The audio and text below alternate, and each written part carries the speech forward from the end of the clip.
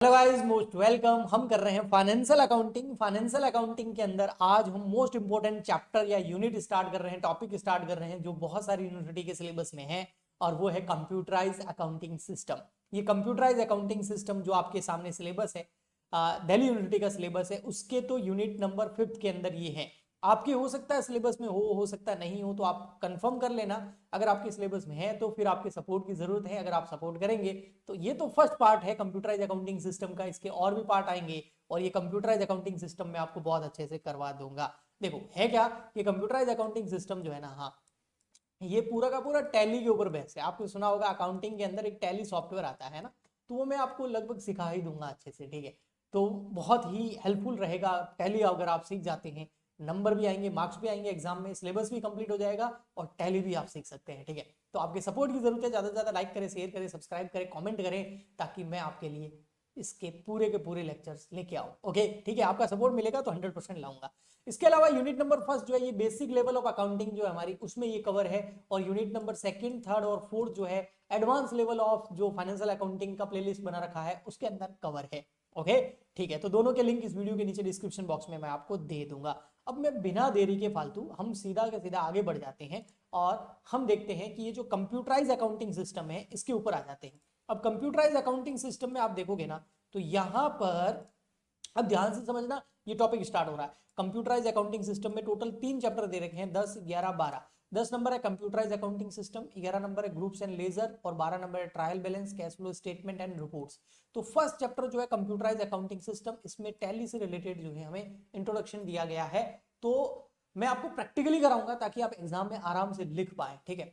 तो आपको क्या करना है वो बताता हूं। अगर आपके पास कंप्यूटर है तो बहुत अच्छी बात है, आप कंप्यूटर या लैपटॉप ओपन कर लीजिए, उसमें ही इस वीडियो को देखिए और आप क्या कीजिए, यहां पर आइए क्रोम पर, और क्रोम पर आने के बाद में आपको क्या करना है, यहां पर ऊपर जो सर्च बॉक्स दिख रहा है इसमें आपको लिखना है टैली ऑफिशियल वेबसाइट। में पहले लिख चुका हूं एक बार, तो यहां पर आ गई है, ये टैली ऑफिशियल वेबसाइट आ गई। यहां पर लिखा हुआ है, ये देखिए टैली solution.com, तो इसके ऊपर आपको क्लिक करना है। ये टैली की ऑफिशियल वेबसाइट है।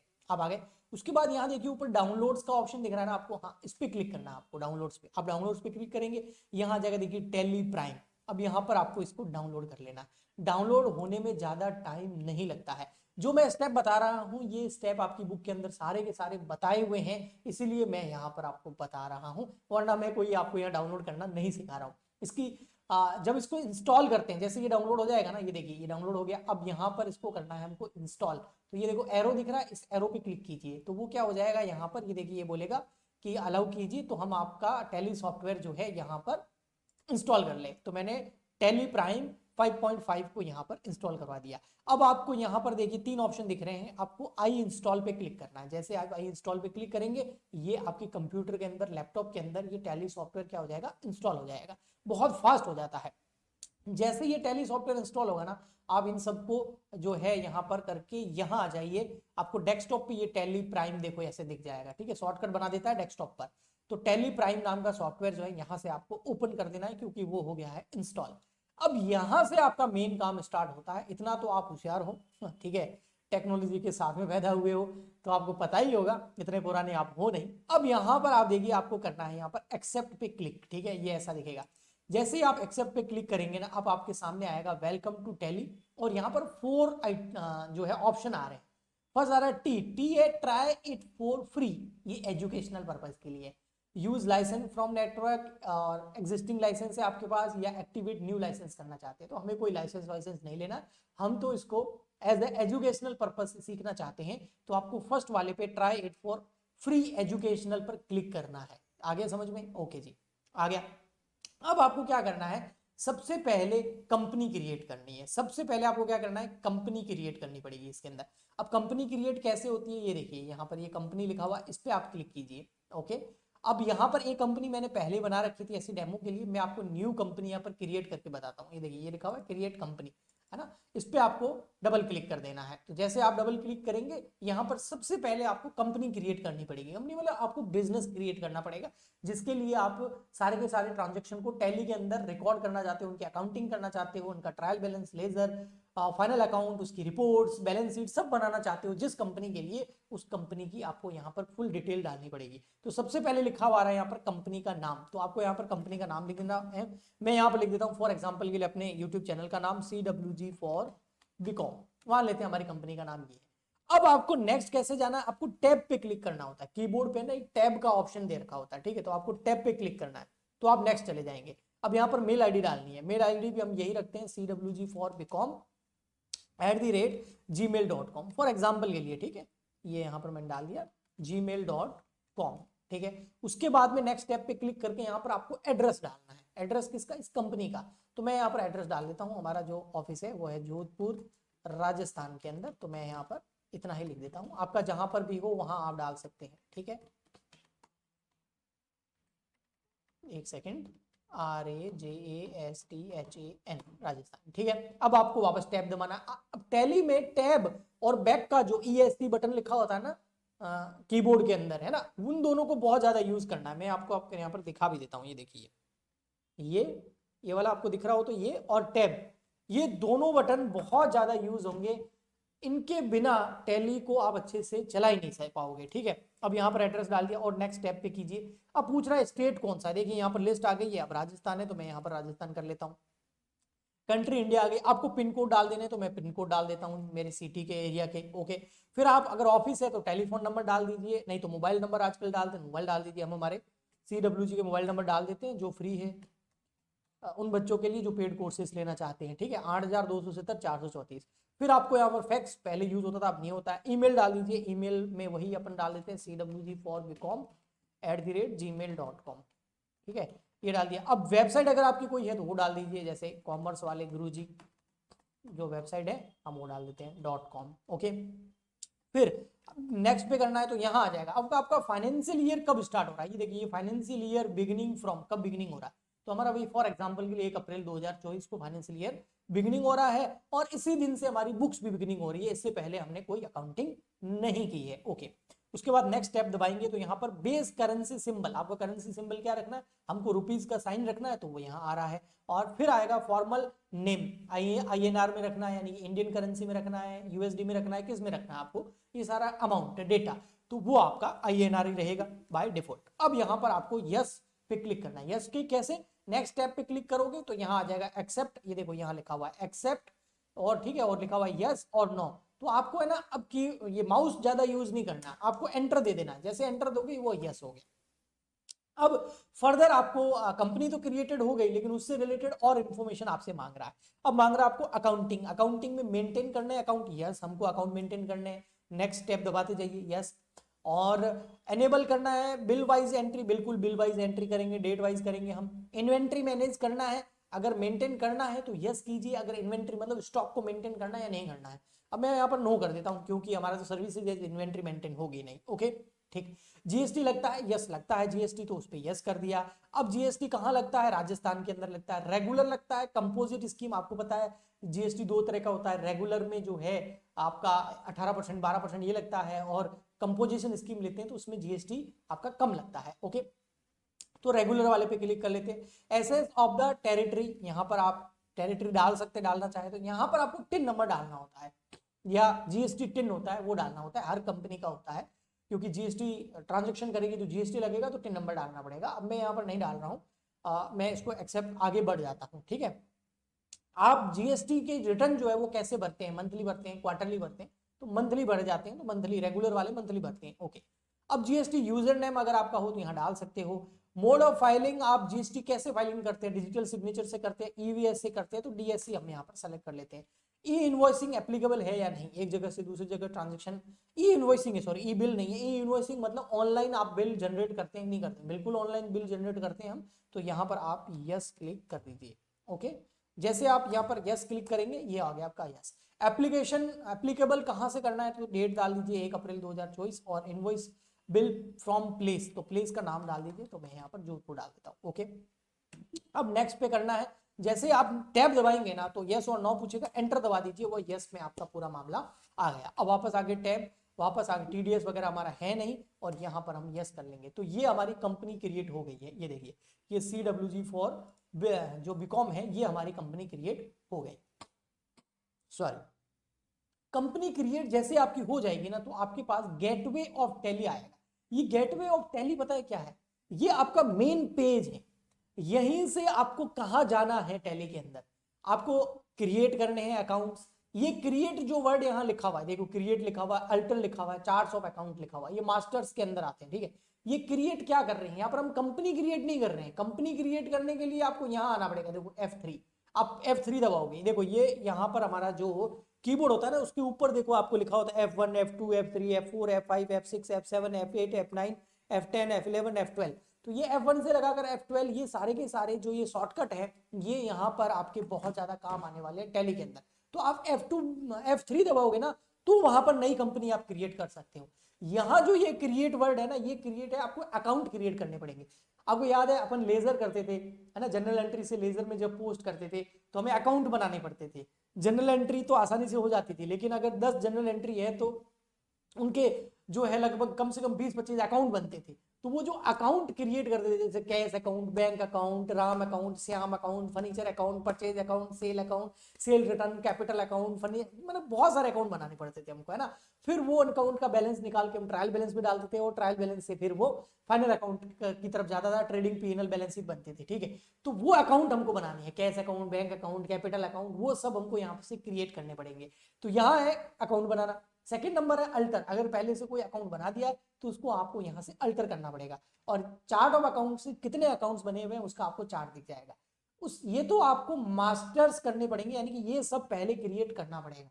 उसके बाद ही आप टैली के अंदर ट्रांजेक्शन को रिकॉर्ड कर सकते हो। मतलब जैसे आपने कैश सेल कर ली, परचेज सेल कर ली, परचेज कर ली, सेल्स कर ली, आपने लोन ले लिया, कैपिटल लगा ली, फर्नीचर खरीद लिया, गुड्स खरीद लिया, जो भी ट्रांजेक्शन, सैलरी पे कर दी, खर्चे पे कर दिए, वो सारे ट्रांजेक्शन हम यहाँ पर फिर रिकॉर्ड करेंगे। तो सबसे पहले अकाउंट्स क्रिएट करने पड़ते हैं, उसके बिना ट्रांजेक्शन रिकॉर्ड टैली में नहीं होंगे।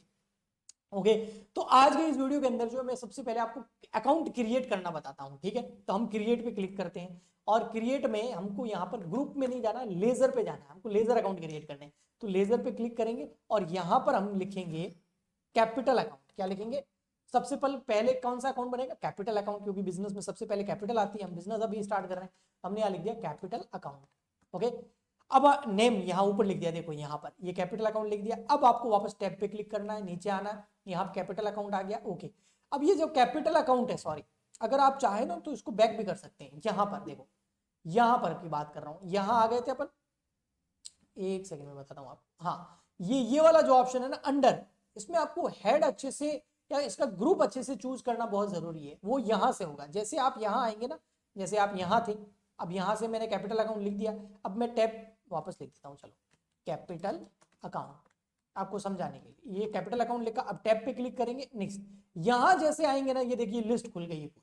ये कैपिटल अकाउंट किसके अंडर में आता है? एसेट के अंदर, लायबिलिटी के अंदर। तो सर ये लायबिलिटी होता है। तो लायबिलिटी में ये कौन सी लायबिलिटी होता है? ये लायबिलिटी तो होता है, लेकिन अलग से लायबिलिटी होता है, ये कैपिटल खुद के नाम से। तो यहाँ आपको कैपिटल नाम से एक ग्रुप दिखेगा, ये देखो, ये रहा। और बैंक, बैंक के बाद में ये देखो bank, OD, bank, branch, division, ये रहा कैपिटल अकाउंट। इसको यहाँ से चूज करना, ओके। अदरवाइज फिर ट्रांजेक्शन सही से नहीं हो पाएंगे। उसके बाद आप नेक्स्ट स्टेप पे क्लिक कीजिए, कैपिटल अकाउंट आपका आ गया।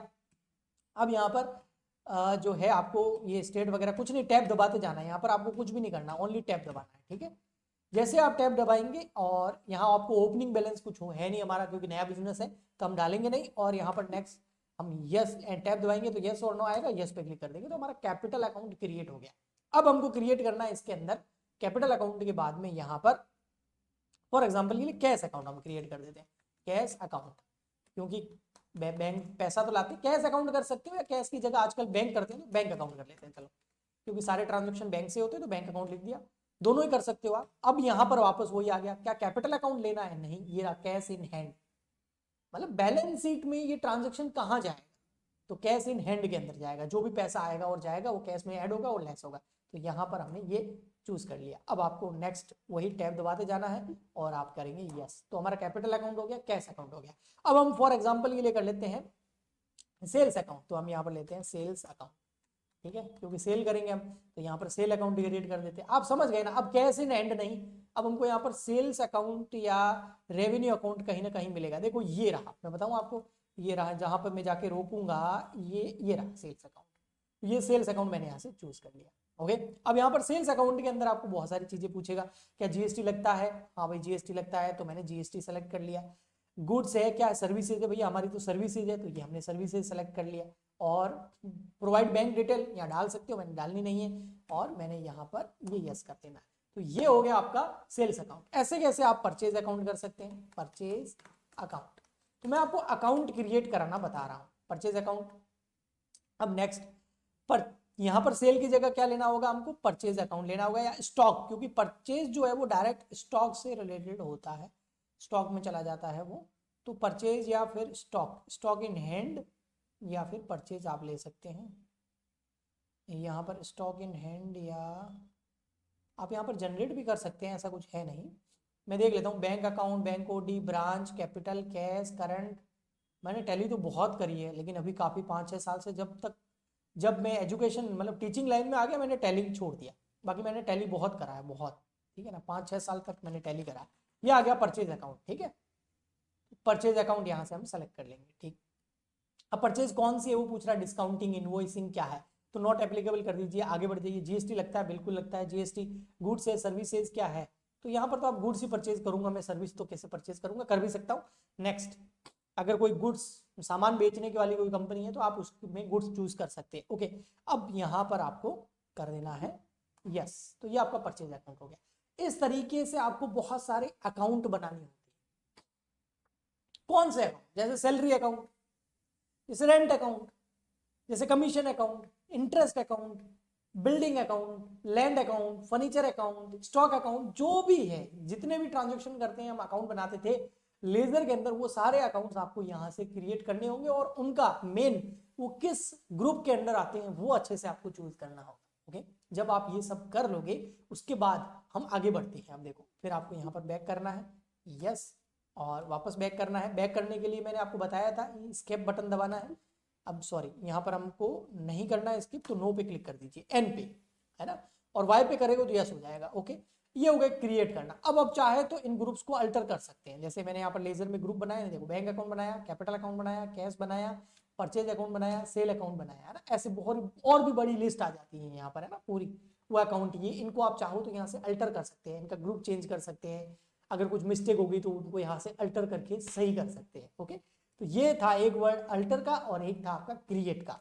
नेक्स्ट है चार्ट ऑफ अकाउंट, यहां से आपको सारे अकाउंट शो हो जाते हैं। ओके, इतना करने के बाद में फिर आते हैं हम सीधा वाउचर्स पर। अब वाउचर्स में एंट्री कैसे करते हैं, कैसे नहीं करते हैं, उनके शॉर्टकट्स वगैरह क्या है, वो हम करेंगे नेक्स्ट लेक्चर में, क्योंकि आज का मकसद मेरा आपको ये बताना था कि कंप्यूटराइज अकाउंटिंग के अंदर हमको करना क्या है, सॉफ्टवेयर कैसे डाउनलोड करने हैं, और कंपनी कैसे क्रिएट करनी है, और उसमें अकाउंट कैसे सारे के सारे क्रिएट करने हैं। तो आप भी ये जो वेबसाइट है इसका डायरेक्ट आप जाके वहां से जो है ये वाला जो टैली सॉफ्टवेयर है इसको डाउनलोड कर लीजिए अपने कंप्यूटर के अंदर, इसको इंस्टॉल कर लीजिए लैपटॉप में, कंप्यूटर में। उसके बाद में जितना मैंने करवाया है इतना आप कीजिए, और बहुत सारे अकाउंट और क्रिएट कीजिए। उसके बाद हम आगे बढ़ाएंगे इस कंप्यूटराइज अकाउंटिंग को और टैली को, ठीक है। मैं 100% बता रहा हूँ, मेरे को कम से कम 5-6 साल का एक्सपीरियंस है, मैंने टैली पे बहुत काम किया। अब तो बहुत टैली में अपडेट आ गए हैं। मैं बता रहा हूँ 2012 से लगाकर 2016 तक मैंने काम किया है अकाउंटिंग का, तो मुझे अच्छे से इसका नॉलेज है, तो मैं आपको बहुत अच्छे से टैली सिखा सकता हूँ। बस आपके सपोर्ट की जरूरत है, तो आप सपोर्ट कीजिए। सपोर्ट कैसे करेंगे, ज़्यादा से ज़्यादा लाइक कीजिए, शेयर कीजिए, सब्सक्राइब कीजिए, एंड हमारा टेलीग्राम चैनल जरूर ज्वाइन करें। टेलीग्राम का लिंक इस वीडियो के नीचे डिस्क्रिप्शन बॉक्स में दिया हुआ है। मिलते हैं नेक्स्ट लेक्चर में, आज के लिए इतना ही, तब तक के लिए गुड बाय, थैंक यू।